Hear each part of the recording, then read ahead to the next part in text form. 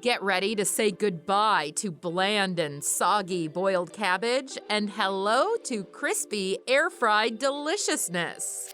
So, grab your air fryer and your cabbage and let's get cooking. Remove and discard any wilted or damaged outer cabbage leaves. I like to use green cabbage, but red cabbage works just as well. Using a sharp knife and a cutting board, slice the cabbage into shreds of about 1-inch thick slices. Slicing along the horizontal yields shorter lengths, and slicing along the vertical edge will make longer shreds. Both are fine. Place the shredded cabbage in a bowl and add ground ginger, olive oil, black pepper, and salt and give it a mix.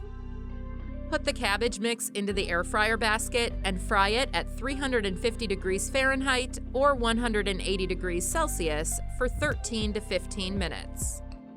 Make sure you stir the cabbage at least a couple of times during the frying process. It will allow the cabbage to cook evenly.